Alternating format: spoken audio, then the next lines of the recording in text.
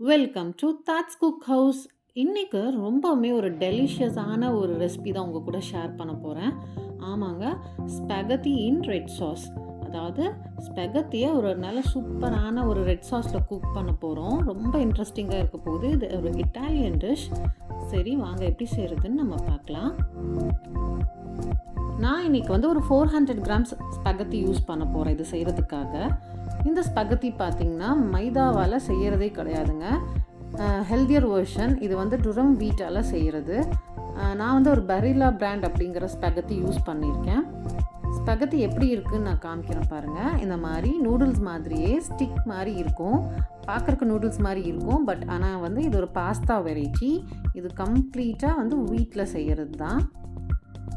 இது வந்து நம்ம குக் பண்ணிக்கலாம். ஒரு பெரிய பாத்திரத்தில் தண்ணி நிறையா சேர்த்தி நம்ம வந்து நல்லா கொதிக்க வச்சிடலாம். தண்ணி நல்லா கொதித்து வந்ததுக்கப்புறமா ஸ்பெகத்தியை நம்ம அதில் சேர்த்திக்கணும். இது வந்து நீளமாக இருக்கிறதுனால நம்ம வந்து பிரேக் பண்ண வேண்டாம். இது ஆட்டோமேட்டிக்காக அந்த தண்ணியில் தானாக கொஞ்சம் கொஞ்சமாக குக் ஆகி அப்படியே உள்ளே வந்து இறங்கி அப்படியே ஃப்ளெக்சிபிளாக ஆயிரும். இதை நம்ம உடச்சி சேர்த்தவே வேண்டாம்.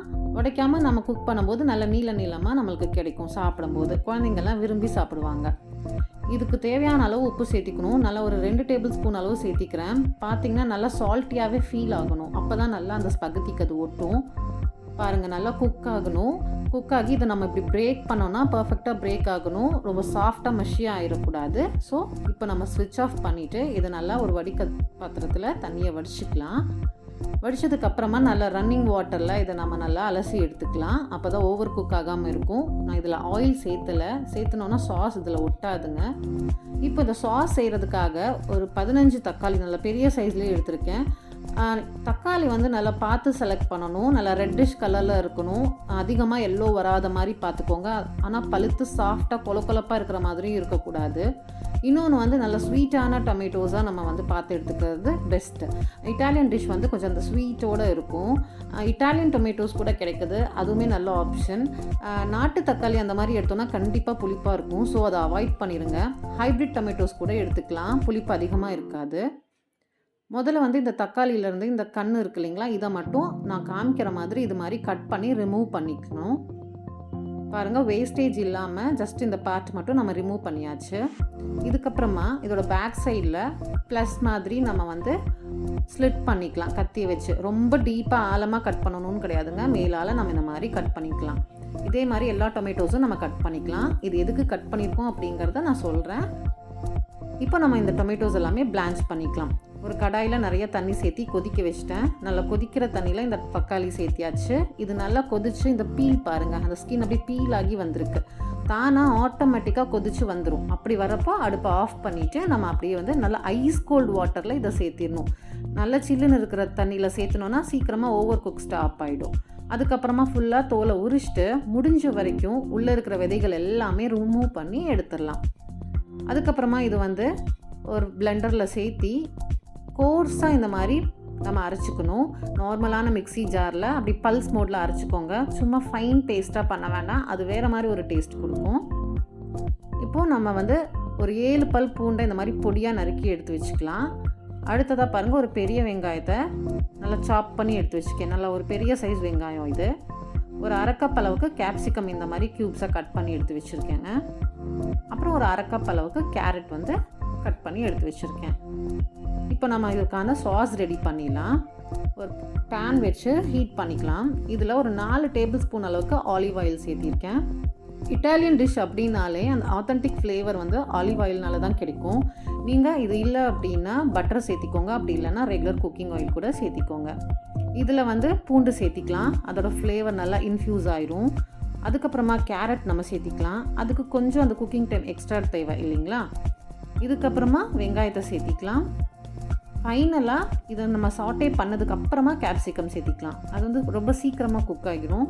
இந்த வெஜிடபிள்ஸை கூட வந்து நம்ம ரொம்ப குக் பண்ணலாம் வேண்டாம். ஏன்னா இதுக்கப்புறம் சாஸில் இது நல்லாவே குக் ஆகும். நிறைய டைம் இருக்குது. ஜஸ்ட்டு வந்து நம்ம நல்லா அந்த ஃப்ளேவரை இன்ஃப்யூஸ் பண்ணிக்கலாம் ஆயிலில். அவ்வளோதான். இந்த மாதிரி சாட்டே பண்ணதுக்கப்புறமா கேப்சிகம் நம்ம சேர்த்திக்கலாம். இதை லைட்டாக ஒரே ஒரு வதக்கி விட்டுட்டோன்னா போதும். அதுக்கப்புறமா நம்ம அரைச்சி வச்ச அந்த தக்காளி இருக்கு இல்லைங்களா, இதை ஃபுல்லாக இதில் சேர்த்திக்கணும். இது வந்து இந்த மாதிரி கோர்ஸாக இருந்தால் நல்லாயிருக்கும் சாஸோட டெக்ஸ்சர். ஸோ இது சேர்த்துனதுக்கப்புறமா இதை நம்ம நல்லா குக் பண்ணணும். இந்த தக்காளி வந்து நல்லா குக் ஆகி அந்த பச்சை வாசனைலாம் போய் நல்லா வதங்கி வரணும். ஆனால் வந்து ரொம்ப திக்காக அப்படியே வந்து சுண்ட விட்டுறக்கூடாது, கொஞ்சம் சாஸியாக இருக்கணும். அப்போ தான் வந்து அந்த பாஸ்தா இதில் நல்லா கோட் பண்ணணும். அதுக்காக நம்மளுக்கு கொஞ்சம் சாஸியாக இருக்கணும். ஸோ பார்த்துக்கோங்க. இதுக்கு கொஞ்சம் சீசனிங்ஸ் எல்லாம் சேர்த்திக்கலாம். 1 டேபிள் ஸ்பூன் அளவுக்கு oregano, 1 டேபிள் ஸ்பூன் அளவுக்கு pepper powder, 1 table spoon chilli flakes, 1 table spoon அளவுக்கு சால்ட். இது வந்து சாஸ்க்கு தேவையான சால்ட். ஸ்பெகத்திக்கு நம்ம ஆல்ரெடி உப்பு சேர்த்தி தான் வந்து பாயில் பண்ணியிருக்கோம் இல்லைங்களா. இந்த சீசனிங் கொஞ்சம் வந்து அந்த ஸ்பைஸ் லெவல் கொடுக்கும், ஆனால் ரொம்ப ஸ்பைஸியாக இருக்காது. நல்லா ஃப்ரெஷ்ஷான பேசில் லீவ்ஸ் நம்ம சேர்த்திக்கலாங்க. இட்டாலியன் டிஷ் அப்படின்னாலே இந்த பேசிலோட ஃப்ளேவர் வந்து நல்லா இருக்கணும். இது இல்லாதவங்க ட்ரைடு பேசில் லீவ்ஸ் கூட சேர்த்திக்கலாம். கொஞ்சமாக ஒரு 1/2 டீஸ்பூன் அளவு சேர்த்திக்கலாம். அதுக்கப்புறமா 1 டீஸ்பூன் அளவுக்கு சர்க்கரை சேர்த்திட்டோன்னா நல்லா எல்லா ஃப்ளேவர்ஸையுமே நல்லா என்ஹான்ஸ் பண்ணி நல்லா தூக்கி கொடுக்கும் சாப்பிடும்போது. ஒரு 3 டேபிள் ஸ்பூன் அளவுக்கு சீஸ் கிரேட் பண்ணி சேர்த்திருக்கேன். இது வந்து நார்மலான ஒரு ப்ராசஸ்டு சீஸ் தான். இந்த சாஸ் நல்லா திக்காகிடக்கூடாது, பட் நல்லா குக் ஆகிடணும், அவ்வளோதான். இந்த டைமில் நம்ம வந்து பாயில் பண்ணி வச்சுருக்கிற இந்த ஸ்பெகத்தியை சேர்த்தி நல்லா இந்த சாஸில் பரட்டி விட்டுடலாம். கொஞ்சம் கொஞ்சமாக சேர்த்தி ஃபுல்லாக இந்த சாஸில் பரட்டி டாஸ் பண்ணிடலாம். ஃபைனலாக நல்லா சீஸியாக இருக்கணுங்கிறதுக்காக இன்னொரு 3 டேபிள் ஸ்பூன் அளவுக்கு சீஸ் ஆட் பண்ணியிருக்கேன். இது வந்து உங்கள் ஆப்ஷனல் தான், நீங்கள் இன்னும் எக்ஸ்ட்ரா கூட சேர்த்திக்கலாம், இல்லை இதை நீங்கள் ஸ்கிப் பண்ணிக்கலாம். பட் நல்லா சீஸியாக இருந்தால் சூப்பராக இருக்கும். அவ்வளோதாங்க, நம்மளோட ரெட் சாஸ் ஸ்பெகத்தி ரெடி ஆயிடுச்சு. ஸ்பெகத்தி எப்படி எடுக்கணும் அப்படிங்கிறதையும் காமிக்கிறோம் பாருங்கள். இந்த மாதிரி நம்ம அப்படியே ட்விஸ்ட் பண்ணி எடுத்தோன்னா அழகாக வந்துடும். நம்ம அப்படியே சர்விங் பிளேட்டுக்கு மாற்றிடலாம். சாப்பிடும்போது கூட ரொம்ப இன்ட்ரெஸ்டிங்காக இருக்கும். அவ்வளோதான், சூப்பரான நம்மளோட ஸ்பெகத்தி ரெடி ஆயிடுச்சு. நல்ல ஒரு ஹெல்த்தியர் வெர்ஷன். நூடுல்ஸ் விரும்புகிற குழந்தைங்களுக்கு நம்ம வந்து அதை அவாய்ட் பண்ணிட்டு கூட நம்ம வீட்டில் செய்யப்பட்ட, அதாவது கோதுமையில் செய்யப்பட்ட இந்த ஸ்பெகத்தி செஞ்சு கொடுக்கலாம். அவங்களுக்கு டேஸ்ட் டிஃப்ரென்ஸே வராது, ரொம்ப விரும்பி சாப்பிடுவாங்க. சரி வாங்க, டேஸ்ட் எப்படி இருக்குன்னு கேட்கலாம். மஸ்து மஸா, சூப்பராக இருக்குங்களாம்மா, ரொம்ப ரொம்ப சூப்பராக இருக்குங்க, யம்மியாக இருக்குது. கண்டிப்பாக இந்த ரெசிபி உங்களுக்கு பிடிச்சிருக்குன்னு நினைக்கிறேன். மறக்காமல் லைக் பண்ணுங்கள், ஷேர் பண்ணுங்கள், அப்படியே சேனலை சப்ஸ்கிரைப் பண்ணிக்கோங்க. மறக்காமல் எங்களோட இன்ஸ்டா பேஜையும் ஃபாலோ பண்ணுங்கள். லிங்க் வந்து டிஸ்கிரிப்ஷனில் தரேன். தேங்க்ஸ் ஃபார் வாட்சிங்.